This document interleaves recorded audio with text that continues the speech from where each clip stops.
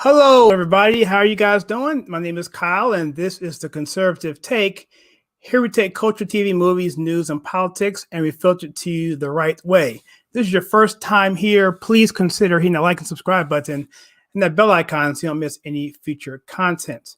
So if you are on here now, you obviously know why we're doing this, because there was a press conference today. And I want to keep this video concise because I want to make sure that I get right down to the brass tacks what happened. Believe it or not, I watched the whole thing twice, if you can believe that. I didn't watch the Q&A twice. I watched the Giuliani speak as well as Sidney Powell speak. And if you're just watching this, you don't know what's going on. Well, as you know, the election right now is such that there are several states that are in contention, okay?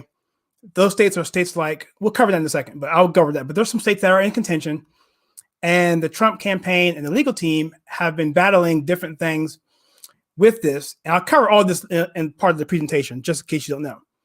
But what there was a press conference today. Was for the first time that the Trump team really came out and gave what they're trying to do. And it was such a huge unloading of information, which makes sense because for the past week and a half, if you've been on this channel, you know we've been doing stuff left and right almost on a daily basis. The information is constantly changing, and it's just coming at us from different ways. And I try to organize it in such a way that made sense. I will cover that again in a second. But that's kind of why we're here. So the session was about an hour and a half, maybe 2 hours, give or take. And I want to cover all that and do it in about 20 minutes. So I have bullet points of all the key points that happened. And so I will make a deck for this, PowerPoint or whatever I'm using, Google Docs, whatever. I'll make a PDF of this. You can look at it and see it for yourself, because when I do this on the screen, when I do a live screen, it tends to be a little smaller. So unfortunately. So with that being said, I'm going to jump right here into it. And what I want to do is, and first of all, if you want to comment, by all means, you can do that in the stream here. This is being streamed simultaneously on Facebook as well as on YouTube. If you comment on either one of those, it'll show up in here and I can display it on the screen. But I won't display anything during the session because it will cut off some of the stuff that I want to show. But I will save and go back through at the end of the presentation. And if you have any questions, if I can answer them, I will. If not, I'll table it and we'll save it for tomorrow or whenever. Or if you want to chime in and you see it inside the chat room and you want to answer it yourself for them, that'd be even better. So let me first say thank you for coming on. I appreciate it. This has been very interesting, to say the least. I've been doing politics for a very, very long time. I've been involved in the Republican Party for a very, very long time. Not so much anymore, but in the past, and managed campaigns and done all kinds of stuff. And so in saying that, this is one of the most interesting, crazy, emotional, infuriating political endeavors I've ever been a part of. And it's just getting started, guys. This is just getting started. And the thing is, the stakes are incredibly huge. I'll cover that part of it at the end of Sidney Powell's talking points. I have a lot of stuff to talk about, so I'm going to talk about it as it happens. I'm not going to delve on a lot of it. It's there. You can look for yourself. But this is just as they were saying it, what they were saying, and the timing of what they were saying. And I grouped some of it in a way that made more sense. So it may not be exactly in the order they did it, but it's there. And so let's just jump in. So this is the Kraken edition. And I want to let you guys know that if you want to go to our Parler page, it's parler.theconservativetake.com. We have several people doing this. This isn't just me. I have people helping me out because I have other things I have to do in life, and I can't do all this all the time. So people do help out, and they post stuff, prepare stuff for me. I get on, and I look at it, and I do it. So it's a team effort, and but I want to thank everyone for helping me with that. And so Parler is a big part of it. So posting there, we do stuff that's happening, breaking news sort of formats, and also we have the rapid response videos we do every other day. And this is sort of a combination of that. So that's that. So anyway, so the press conference started out I'm not even sure where it was located, but it was in this room here. And for about 45 minutes, people waited. The press waited. And the first person to come up on the stage was Giuliani. And before I get into what he's talked about, the organization of how the Trump campaign designed their plan of attack. I mentioned this twice already in my videos, and that is simply that they want to go after this from, I'm doing this the wrong way. Sorry, guys. Let me do this.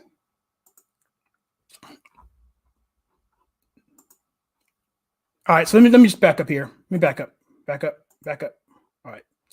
So, all right, let's just go into the key states. All right, essentially what's happening is here, there's some key states we have to deal with here, and that's going to be Pennsylvania, that's going to be Michigan, it's going to be Wisconsin, and Georgia, and Arizona. These are the key states in question here, what they're targeting for. They call this the pathway to victory. And also New Mexico can be tossed in there as well. I'll mention that briefly later on. And here it is. I'm sorry, I got it out of order. So the plan of attack for the Giuliani team, Sidney Powell, these guys, they want to go after it in two ways. Number one is to go after, from a legal standpoint, go after any legal irregularities that happen. I'll cover that in a second. Also go after state legislators, because that's their sole responsibility in terms of governance of elections per the Constitution, Article 1, Section 4. And back to the legal side, that we're looking at fraud and looking at improper acts or actions that are happening. For instance, like not letting GOP representatives partake in the recounting or what they're trying to do. There's no transparency. That's just one aspect of it, but there's other things too, like filling out a blank ballot. You typically can't do that. Okay, that kind of stuff. So that's their strategy. And so what you see here coming on, it's going to fall in one of these areas. And again, it gets confusing because they'll say, well, why did you get rid of this particular case, like in Michigan? Why did you drop this particular case in Michigan with the Wayne County? Well, it's because we already had it solved in the other area. We solved it in the state legislative side of it, all right, versus handling it from the litigation side of it. They got the goal accomplished, and that was it. And so the media will spin it and say, well, they're dropping stuff here and there. But the fact of the matter is, well, maybe it's a private case that had nothing to do with the Trump campaign, or maybe it's because it fit within their goal and they had to drop it anyway because it didn't make any sense to have a double litigation case out there when you had your goal already met. So that's what that's there for. And getting into what Giuliani said, he came on first and he spoke pretty powerfully, actually. And the first thing Giuliani came on to say was that what he saw on election night and what he's seeing now is the fact that this was a centralized or organized attack on the presidency, on this country, because it seemed like various states were marching in the same drum. They were marching under the same orders. Things happened at the same time. Counting stopped at certain parts in the election night, and it just seemed very centralized and organized. Secondly, he said that the strategy was big cities controlled by Democrats who have a history of a long history of fraud, target these areas because no one's going to say anything about them. And they run these cities with the courts, the law, the election boards, and the politicians. They targeted areas where they could simply get away with the fraud. Simple as that. That was his opening remarks. So he goes into various states. I mentioned before Pennsylvania. That's the first one we talked about. In Pennsylvania, the key thing there was that the lead was about 682,000 going into the night for Trump. And then later in the evening, they stopped the counting of the votes. And next thing you know, they had to catch up because there was a situation where, well, I'll get into that in a second, but there's a situation that happened that caused them to have to stop counting the votes. And it's only happened in only a few counties, like Wayne County in Detroit and Fulton County in Atlanta and Madison, Wisconsin, with Milwaukee, those areas, heavy Democrat areas, which again were controlled by the Democrats, which have been entrenched in the history of fraud. And that, he said, that was the key thing, because if they can do it there, they can make up everything else. But the problem was it was too obvious. They didn't go after areas that were moderate or Republican held were, as he used the term, law-abiding counties, because it would have been caught. And so that didn't happen. And so let me see here. Okay, so let's keep going. And so the key here is when you have counties or cities that are being treated differently, there's something called the violation of equal protection, which was a clause that was upheld in the Bush versus Gore. Essentially, the Supreme Court said that every single vote is equal. You have to treat every single voter as equal. Otherwise, you're having a civil rights issue. So if you're treating Philadelphia residents differently than, let's say, another area of Pennsylvania, let's say Allegheny County or Allentown, then that is a violation. And so that's the grounds in which they're going to go after this from a legal standpoint in Pennsylvania and Georgia and Wisconsin, all over, because it's a constitutional settled law that's been upheld several times. And that was a key point that he brought up. Secondly, he called the Democrats bosses. I thought that very interesting. He called them bosses, and that's almost like him treating them like a RICO case with him back in the 80s when he took down the mob in New York. So I found that pretty interesting. He noticed that Philly and Pittsburgh were able to change their votes where other places couldn't. So if you're from Philly or from Pittsburgh, you could actually go in and change your vote, but they would not let you do it from anywhere else. That, again, goes against the violation of equal protection. He also talked about demonstrated how mail-in ballots worked. He held up an envelope and said, look, once you have this envelope, it gets opened, you pull it out. Once you do that, that no longer becomes traceable. That envelope to that particular ballot no longer is traceable, so it's no longer valid in terms of keeping a chain of command there. So there are certain rules that are in place for absentee ballot or mail-in ballots. We have a person looking at it, another person looking at it, all the parties looking at it, and they agree should this ballot be put in or should not be put in.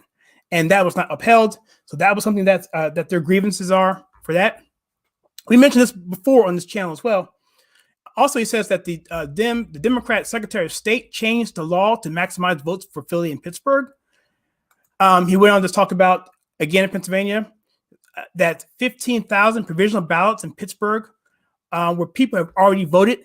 This is interesting here. He said that in Pittsburgh, and he said this happens other places too, but he just mentioned Pittsburgh, that a person would go to the poll and say, hey, I want to vote. And they say, well, I'm sorry, you've already voted. What do you mean I already voted? I didn't vote. And then back and forth. And what ended up happening was they said, well, fine, just fill out a provisional ballot. And basically, if you don't know what a provisional ballot is, it's simply a catch-all ballot that if someone comes in, for some reason they can't vote. They say, well, we don't want to turn you away. Fill this out and we will deal with it later. Typically, if it's a close election, they won't count them unless it's a close election, but at least your vote will count. So what he was saying was, according to his case, is that what they were doing was they were saying, and they had people, by the way, I will say this. This isn't just his words. These are affidavits from people who are eyewitnesses, firsthand eyewitnesses who were there, who saw this, who are swearing under oath under penalty of perjury. Perjury. He also mentioned that Joe Biden has never been held under oath. So they're holding these voters at a higher standard than what we're holding the person who's running for president, in this case, Joe Biden. So with that being said, they would go and they would say, okay, if they're on the roll and they haven't voted in X number of years, whatever, just go ahead and fill them out. And if they come in and vote, we'll just give them a provisional ballot. So they may show up, they may not. Either way, we're going to get that vote in there for the person that we want to count them for. So that's 15,000 in Pittsburgh alone. All right. So he also said that, again, it says witnesses. So again, it goes to say if the witness was there, the witness said they noticed that if the person is not registered, it doesn't matter. Just assign the ballot. Doesn't matter. Goes on to the provisional ballots. And he said that 50 to 60 GOP observers were banned from doing their jobs in Pennsylvania. So they were there to oversee the recount votes. They would go in and they weren't allowed to go in. So then they got a court order came back and they still won't let them in, or they would push the area where the tables are back further and still preventing them from getting close enough to observe the elections. This was observed, and you even see it on video where they're covering up windows and stuff. But in this particular case, 50 to 60 people have sworn affidavits that they were banned from doing their jobs in terms of counting the votes and looking at the votes and observing the votes coming in. And that is against the law. All right, going on. Says hundreds of affidavits with the penalty of perjury are in the possession of the Trump legal team. So they have hundreds of affidavits of people, many who are private, who don't want to come forward, but some are public. And we'll get into that in a second. All right. Said that they used ballots to catch up Biden via the mail-in ballots. So essentially what happened was, we'll get into this when we get into what Sidney Powell said, was that essentially, I'll just go ahead and spoil it now. Why not? That what happened was there was a gaming system that they had in place, Dominion software. And as the night was going on, the Trump support was so huge, so large, no one predicted it, that it literally broke their algorithm in their software. They had to stop the system, and then they had to backfill it so they could catch it up. And that's what we saw in the middle of the night when you saw New York Times stop their tickers. Now, they didn't mention this they didn't mention New York Times tickers in the press conference, but if you watch election night, they have these needles that go like this, right? Percentage of what they feel is going to win in terms of the turnout. Well, Trump was winning every one of those things all night. Well, it just so happened after North Carolina, they stopped that one and turned them off completely. And right after that point, what happened? Then you saw Pennsylvania shut down, the pipe burst somewhere 10,000 miles from Atlanta, but it still affected them somehow. They stopped in Atlanta, they stopped in Arizona, and next thing you know, the whole night came to a standing halt. And what they're saying is, the Trump team is saying, is that they were doing this to catch up with the software, but then bring other ballots in through the back door to make up the difference. And that's what they're saying here.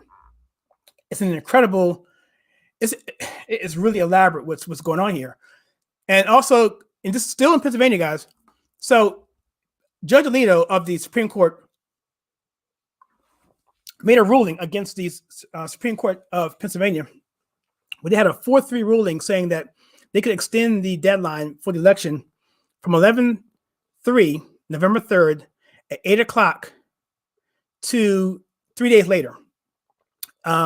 The Supreme Court said you can't do that. It's out of your purview. It's only the state legislators that can do that, not the Supreme Court, not bureaucrats, not the governor, not Secretary of State.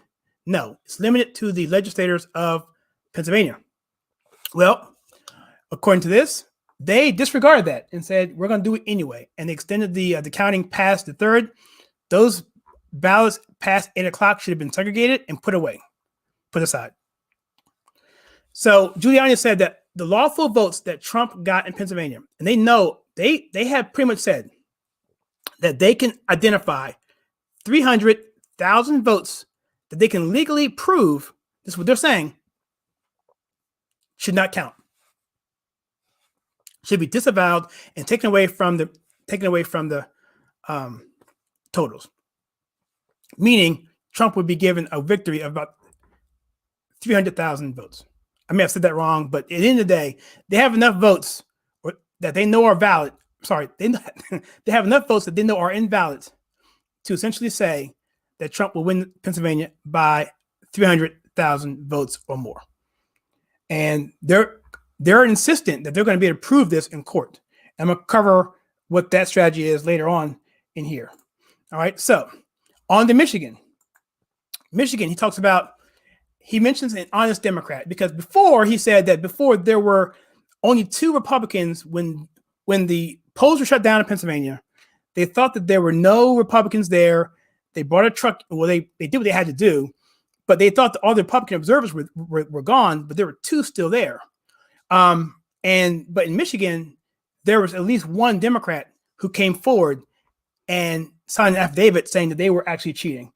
And so with that, Giuliani kind of went on a tangent there. He kind of scolds the press, tells them, look, you aren't doing your jobs. This is pathetic. He says, because of your irrational, pathological hatred of Trump is what's causing these problems, why our team members are getting threatened, why we're having people on our team drop off because their families are being threatened, because their lives are being threatened, their careers are being threatened. And all this is direct result of what the media is doing in terms of not covering the truth. Also, he mentioned that the media kept insisting that there was no evidence. And he says, no, there is evidence, because an affidavit is evidence. You may not believe it, but it's still evidence. It would be under cross-examination for the Biden team, which is fine, but it's still evidence. Stop lying to America. So he says, like I said, people were threatened. He goes on to say that people were backdating ballots that were supposed to be 11th. Well, this is Michigan, whatever, but whatever day it was, Pennsylvania had to be done by November 3rd at 8 o'clock. But whatever happened, they were backdating ballots in Michigan and Pennsylvania, which you can't do, obviously. They were told not to look at any problems on the ballots. These are people who were trained to be poll workers, were told and trained to not look for any problems, just count them, especially if they're for Biden. All right. And he says he has 220 affidavits in Michigan. 80 of them are public. The rest of them, they don't want to be brought forth because they're afraid for their careers, their lives, being harassed. And that's why he scolded the media, because he said, look, guys, you guys are preventing the truth from getting out, and you're harming the credibility of this country, this voting integrity. But also, you're also threatening, the just people's lives and their ability to be American, okay, for lack of a better term. You're hindering the American spirit, and you need to stop it. And so he said they have 220 affidavits. All of these people are sworn under oath on the penalty of perjury, which means they can serve jail time if they're lying. So an affidavit is no joke. You might as well be on the stand in a courtroom when you sign an affidavit. All right. So also in Michigan, this is what's interesting. I mentioned this before. They have sworn witnesses that said they've witnessed this. That at 4:30 a.m., a truck rolls up to the election center where the counting is going on. They thought that all the Republicans were gone and all this. They thought this was a food truck, so they got excited. People went outside. But it wasn't food. It was thousands and thousands of ballots in boxes, in cans, in trash bags. And guess what? People, according to Giuliani, he said, these people said everything they saw, heard, everything else was that all these ballots were for Biden. So there's also a Dominion software representative there. I'll get into Dominion in a little bit. And most of these, or I'll say most of these, a lot of these were no down ticket ballots, meaning that it was just Joe Biden and nothing else. And he said a lot of these had perfect circles. A lot of these were in perfect, pristine paper, not your typical absentee ballot paper. Okay. 60 to 100,000 of those. And on top of that, many of those were triple counted, which means they ran them in multiple times. Got one vote for Joe Biden, run them in. Another vote for Joe Biden, same piece of paper, run them in 3 times. Who knows? None of this was observed at all. And the fact is that Jimmy Carter and James Baker, back in the few years back, were on a commission about voter fraud via mail-in voting. And in case you don't know, Jimmy Carter is not your Trump-supporting, MAGA-waving American. No, he's not. But even he said that absentee ballots via mail are just prone for fraud. And everyone knows this. But yet, let it happen. Okay, let's keep going. So there's a case, Trump versus Benson, that was dismissed, discertified, but that had 100 affidavits in it. And that was not one of theirs. That was something else, I believe. But nevertheless, that was when they actually dismissed. But even that one had 100 affidavits to it.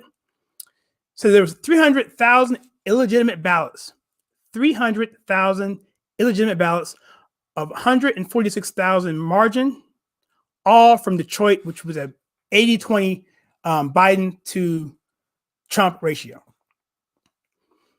And so with that, he said many of these cases they have here are private cases. People are just bringing stuff up on their own. And in the Q&A session, he actually mentioned, because one of the questions was, why is it that the Trump campaign has so many of these cases tossed out? And Giuliani is like, no, we only have 3. The rest of these were private cases. Many of them didn't have cause or standing, which meant that they didn't have a case. And Giuliani even said, well, maybe they probably should have been thrown out, but they weren't ours. The one we threw out was because the one in Wayne County was because we already had them certifying the votes in Wayne County. So we were good. we were good. So again, the fake news media is really, really irritating me, because I put something out there on Parler, or someone says something to me, and you really can't fact check it because they're all saying the same things, but it's all fake. And it's like, and you find out later from an independent source that it was wrong. And it's just really, really frustrating how the media just feels that they have in their goal in life to lie and swindle and cover for the Biden campaign, and for any Democrat for that matter.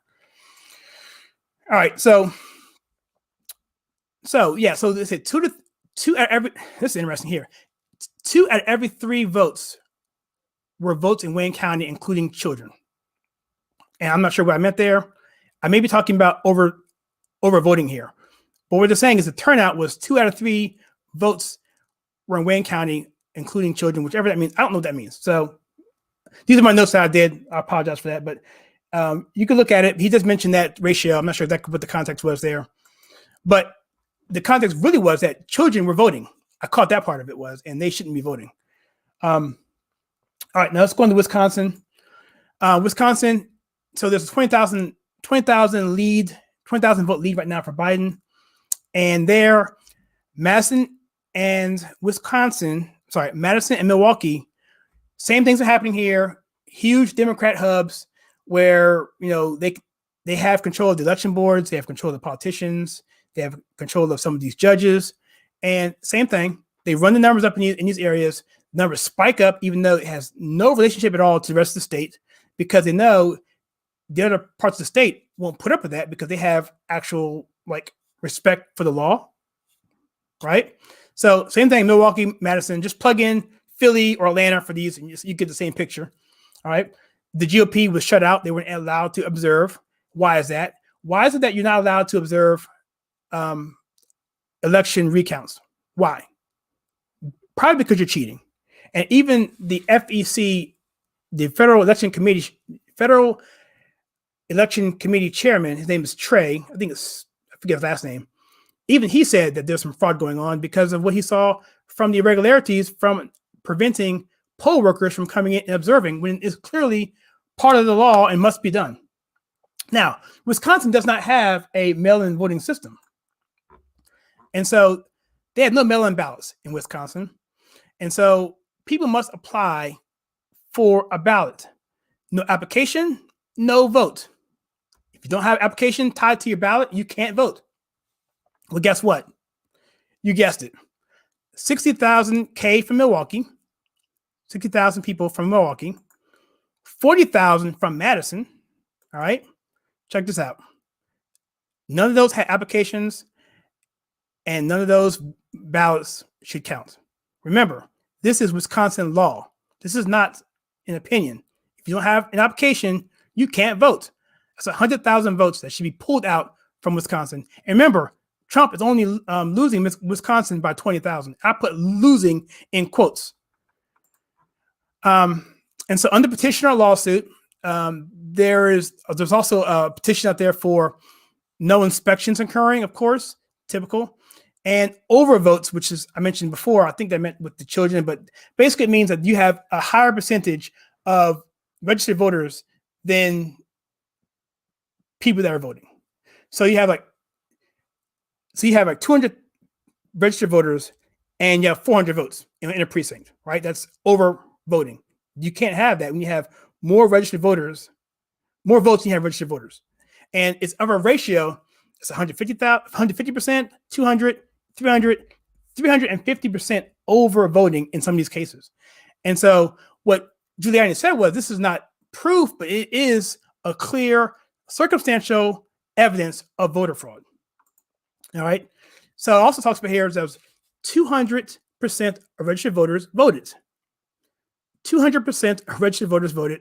150,000, 150%, 200%, 300%, and even 350% of over voting in Wisconsin and other areas, I imagine. I'm specifically putting this to Wisconsin because that's what he framed it within this particular section of his talk. All right, so on to Georgia. Georgia, virtually the same things. You know, you've seen the story before. Atlanta, same thing. Lots of double voters and voter intimidation. I mean, we've been there, done that. Arizona and other states. Arizona, they're looking at that closely. They're probably doing a lawsuit there. As far as New Mexico, that's also interesting too. They're looking at that potentially as well as being some fraud there. And lastly, Virginia, they're looking at that too, but they don't think, or they're not sure if that's going to be enough to overturn the state. So they may not look at that strongly. But as I get into what Sidney Powell talked about, you'll see how this is just beyond Virginia, New Mexico, Pennsylvania, Wisconsin, Georgia. It goes way beyond that. It goes on to other states, and in fact, the entire country. It's really, really incredible. All right, let's keep going. Keep this down to 20 minutes. I'm not sure if I can. How long have we been on here? Oh, no, too much for that. So much for 20 minutes. All right, anyway, so after that, Giuliani went off, and then Sidney Powell came out, who's also another attorney, and she's dealing with the flipping of votes, the software corruption and the fraud there. And she went through something that was just, I mean, devastating. First of all, what Giuliani said and what he said already is more than enough to turn the election over to Trump. More than enough. But what Sidney Powell's going into is talking about something that's going to be, it's something that is of a nature that is so dark and depressing and scary that every American should be sleeping really restlessly at night because this needs to be corrected. And I'm going to get into this pretty tough right here. All right, so let's go on. So the first thing she talked about is a company called Smartmatic, and the voting system is called Dominion. You may have heard this. They've changed the company name a couple times, software a couple times, so it has different names for it. But we're going to deal with Smartmatic and Dominion. And so this software, buckle up, guys, buckle up if you haven't seen this, was created in Venezuela for Maduro, who was a president there, and he got upset with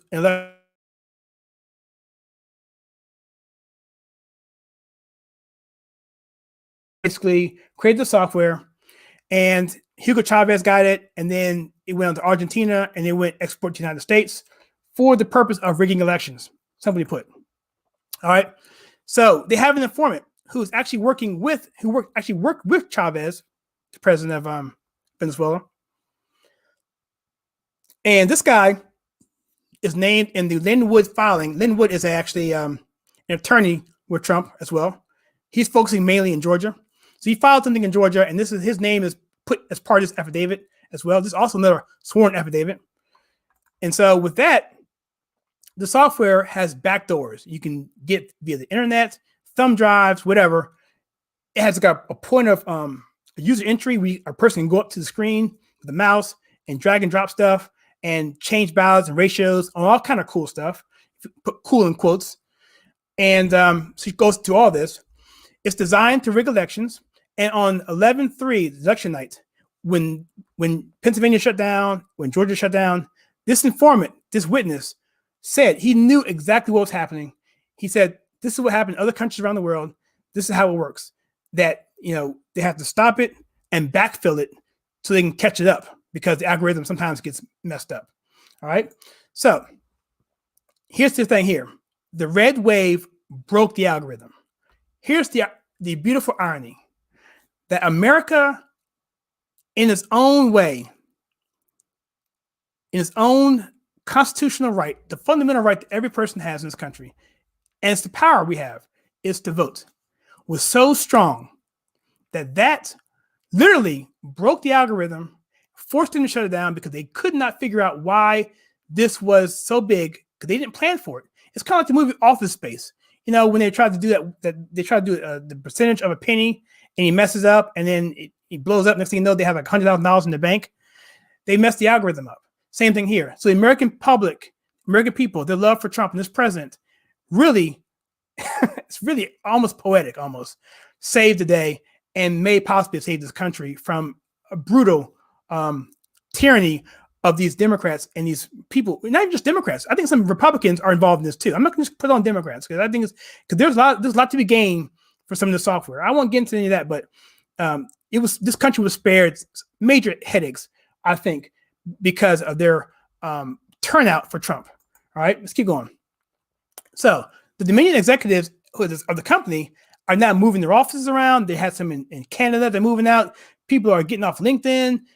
These have ties with George Soros and Clinton Foundation and on and on and on. It just gets deep. Senator Warren and Amy Klobuchar both raised concern about this software back in 2019. These are Democrats. I mean, even they know that this is some bad stuff. You know, the Smartmatic patent holder, the guy who actually owns a patent to this guy, his name is Eric Coomer. I think that's his name. He did a video call with Antifa where he basically told Trump to go F himself. He's going to rig the election for Biden. It's out there. He's deleted his social media, but you can still find the videos. So you got evidence out there of this guy who's a business partner with Smartmatic, a patent owner of the software, talking about how he's going to rig the election for Trump. I mean, for Biden. And your head just has to explode on some of this stuff.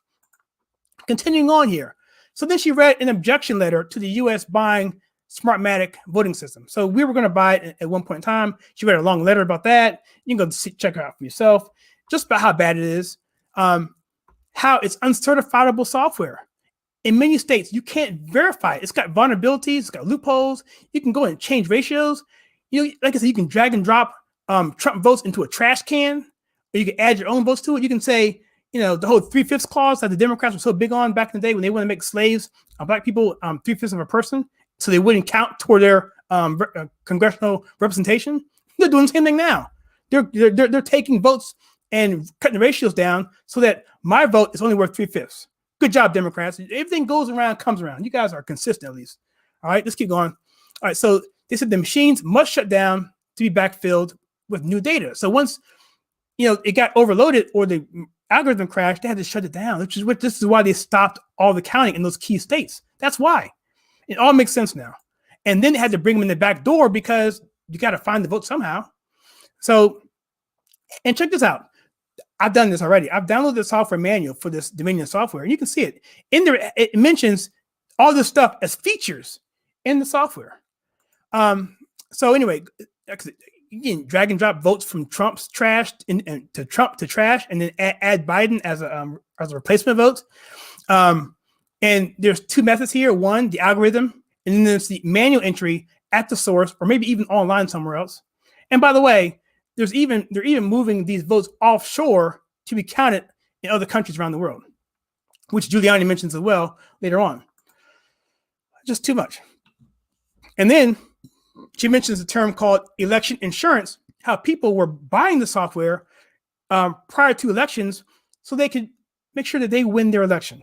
So that's why I said it may not be just Democrats. It could be Republicans too, which is why this is such a hard time to get anything done, because a lot of people's hands are dirty in this. If I'm a politician, if I'm a swamp creature, and I have the ability, if I'm maybe behind the poll by 2-3 points, well, if I get some software put in there, why not? Why not have that going there? That way I guarantee myself another 4 years, another 2 years, another 6 years.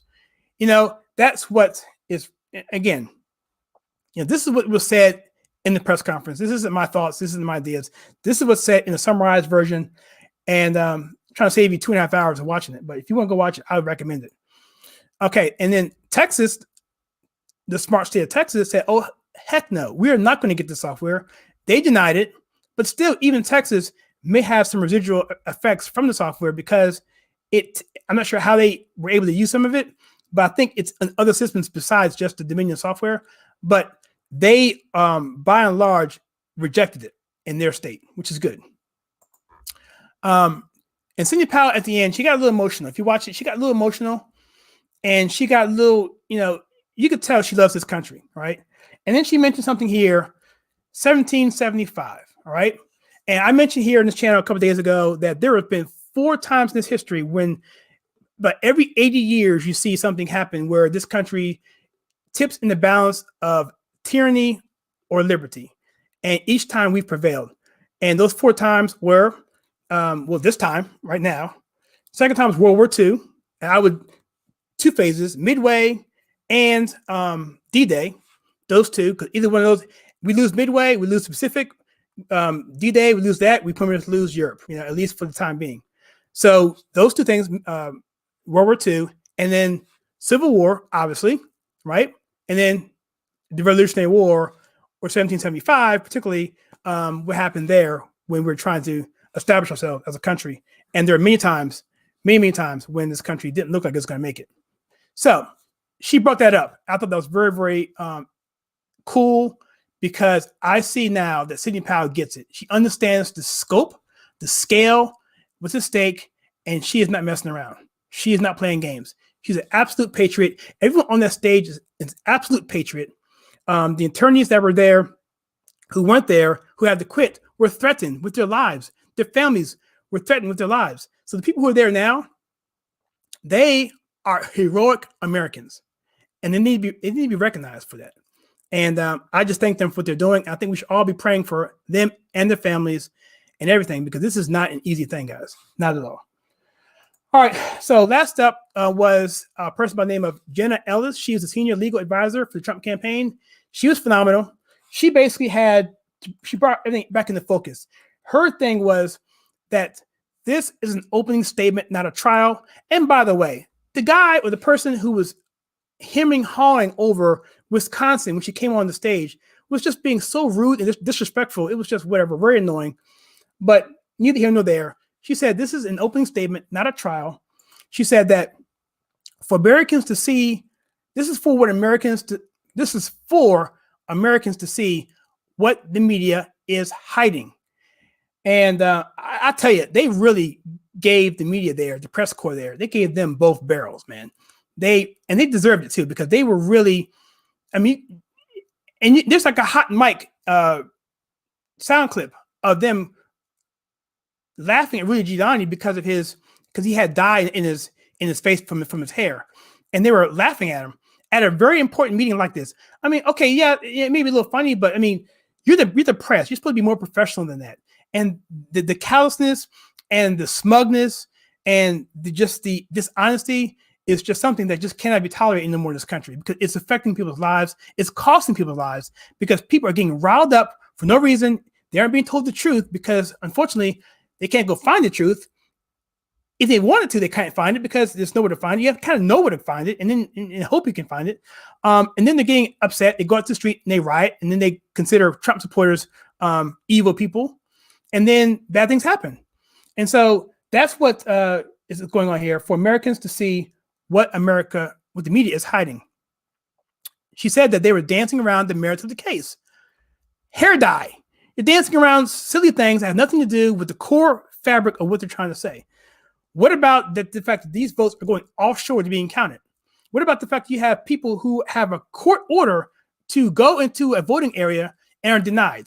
What about people who are testifying affidavits under perjury of law, of perjury to say that I saw a truck come in with thousands of ballots who are being mishandled and being counted for Biden with no observers there? What about that? No, you're monitoring on the details of things that have nothing to do with this because you want to discredit and you want to make it seem like they have no evidence when obviously they absolutely do. Okay. They said this also to maintain the election integrity. Maintain election integrity, because without honest elections, we're going to be like Venezuela. We're going to be like a banana republic. And if this is not resolved, we can never have a fair election. I'll tell you right now, if this is not resolved, I'm never voting again. Why? Why should I vote? Why should if this is not resolved, why should I ever vote ever again? Period. If someone can answer me that, please put a comment there and tell me. And maybe I'll look at it, and maybe we can talk about it. But this needs to be fixed. right? You know, they want to talk about how black people had a hard time to vote, the 13th Amendment, and how and Voter Right Act and all that stuff. But the Democrats never want to say about the disenfranchised black Americans, the 15, the 16, 17% black Americans that voted for Trump, or the 30, the 40% of Hispanic Americans that voted for Trump. They don't care about those votes. You know, this disingenuous crap really irritates me, and this hypocrisy, and no one ever calls them on it. So anyway, I'm getting kind of heated here, so I'm gonna keep going, get this thing over with. So, and she called it election officials fraud, not voters fraud. I kind of like that, because voters fraud kind of puts it on me as being a fraud. But no, it's really about the election officials. It's the higher ups that are doing this. It's an orchestrated attack on this country, like as I mentioned earlier in this call. I thought that was a good statement there. She also said to check out Hamilton Federalist number 68. I'll put a link to that in the comments below on YouTube. Go check it out. It's right there right now. You can go check it out for yourself. And it deals with the Electoral College and how that's supposed to work, and how she praised the founding fathers of how this can be corrected in a way, because they already foresaw fraud happening. And this is how it gets fixed. The Electoral College is our protector. It's not something that's hindering us. It's something that prevents this from happening. And so that is a really, really good thing that they did. And I put a link there for you to check out for yourself. All right. She also mentioned that this has an irredeemably compromised process. Irredeemably compromised. Those are her words. I like that. She said that we will not be intimidated.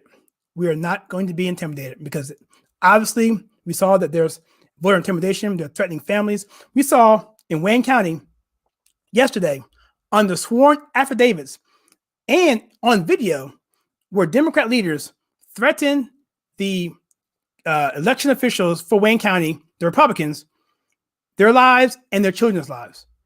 And because they decided to decertify the vote there. So we're seeing it all over the place, and no one ever gets called on it. Can you imagine if Trump was, if Biden happened, this happened to Biden? What would happen if Trump was up 40,000 votes after middle of the night? Biden was up 500,000 or 700,000 votes, and the next morning Trump was up that many. What do you think the media would say then? Do you think we would see the same thing? Do you think that if anything happened, if they had one voter on the street that said, "Oh well, yeah, I looked inside and I saw a person with a pencil instead of a pen," they'd be all over it. They'd be all over it. The littlest thing, they'd be all over it. But the Trump campaign has massive amount of evidence that they say they would be able to prove in court. You know what? I believe them. I 100% believe them, because I've been following this for the past 2 to 3 weeks, and this information kind of falls in line with everything that we've been seeing. But to me, seeing it organized helps out a lot, because now I know how to focus on different things. But this is serious, and I'm really interested to see if the media is going to be responsible and report on any of this. I doubt it, but we'll see. And so that was pretty much I had there. I'm going to this twice. So glitch in my system here. And so with that Q&A system there, I don't have much more to say other than that. This has been about an hour on here. I want to do a regular video on this, but I felt it'd probably be easier to do a live stream, because I can kind of just say it and just talk about it. But that's pretty much all I had. I'm going to see if any comments here. Let me see. We're praying for them, Kyle, constantly attacking the conservatives for having a different opinion. I agree. Did you catch Sydney said she had affidavits from Dominion software employees? I did see that. I'll put this on the screen here if I can do that. I got a new mouse here, guys. I'm trying to figure this out. I may not be able to put comments up. Let me see if I can do it. Hold on. Let me see if I can do it. Why you won't find us talk about? Well, tell you what I'm going to do, guys. I'm not going to spend time on these. I'm going to go through these and do another video on these questions and put them out. So I want to just end this right here. Thank everyone for coming on this particular live stream. I really appreciate it. I'm sorry I didn't get a chance to actually answer this real time, but I'm not going to. I'm going to do another video right after this and answer these questions and put it up. So I'm gonna do it, but just not live. Okay. So anyway, everyone, thank you so much for this. I really appreciate it. And if you like, again, what I do here in this channel where we take culture, TV, movies, news and politics and filter it the right way, then please consider hitting that like and subscribe button and that bell icon. And I